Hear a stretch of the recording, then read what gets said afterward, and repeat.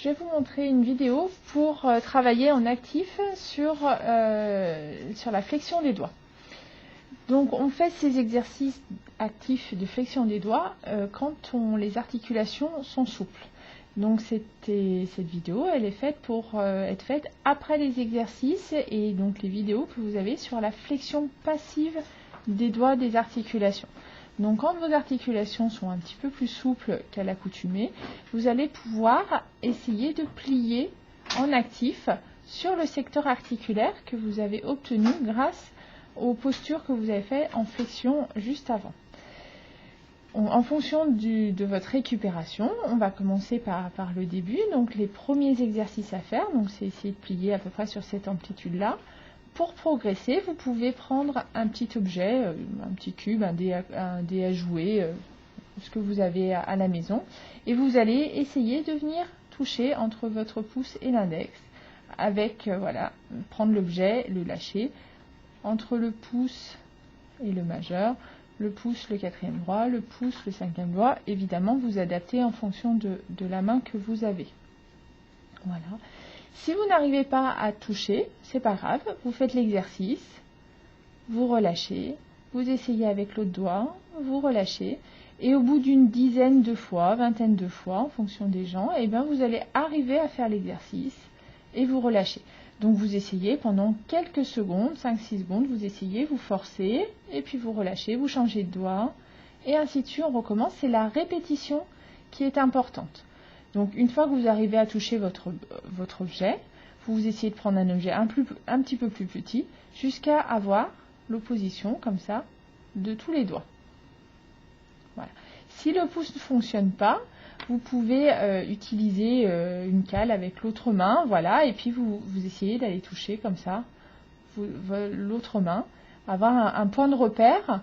L'idée, c'est d'avoir un point de repère pour faire des progrès, c'est bien d'avoir un objectif, une cible à atteindre. Voilà, ça c'est le premier exercice.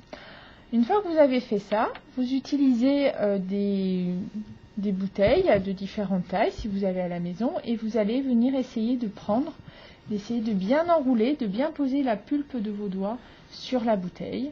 Donc c'est pareil, vous tenez, vous essayez de soulever votre bouteille, vous relâchez, vous prenez, vous relâchez, et c'est la répétition qui est importante.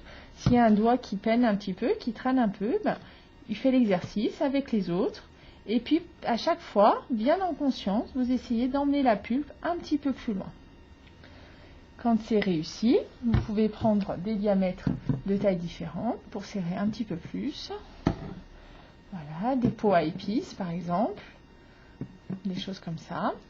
Vous pouvez avoir aussi éventuellement, ça c'est des gaines pour isoler le chauffage.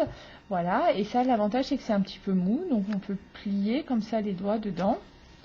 Vous pouvez aussi avoir une balle. Alors la balle c'est bien si vous avez du mal à toucher. Voilà. Une fois que vous avez réussi à obtenir cette amplitude-là, la balle n'est plus intéressante parce qu'il faut essayer d'aller plus loin. Donc il faudra à ce moment-là avoir des objets plus petits. Vous pouvez aussi utiliser une bande comme ceci. Donc la bande, voilà, vous pouvez serrer la bande. Et l'avantage de la bande, c'est qu'au fur et à mesure de vos progrès, vous la déroulez et donc le diamètre va diminuer. Et comme ça, vous allez pouvoir faire des progrès jusqu'à la fin de la bande où le rouleau est plus petit. Et vous pouvez comme ça travailler la bande à des diamètres différents. Et puis à la fin, vous pouvez utiliser un stylo pour aller le plus loin possible jusqu'au stylo.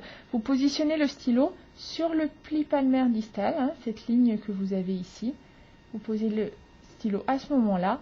Et vous allez, avec la pulpe des doigts, essayer d'aller toucher. Si vous avez de la pâte à modeler à la maison, vous pouvez utiliser de la pâte à modeler.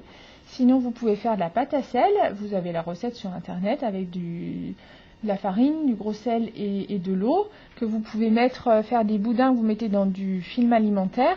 Et vous pouvez malaxer cette pâte à sel également.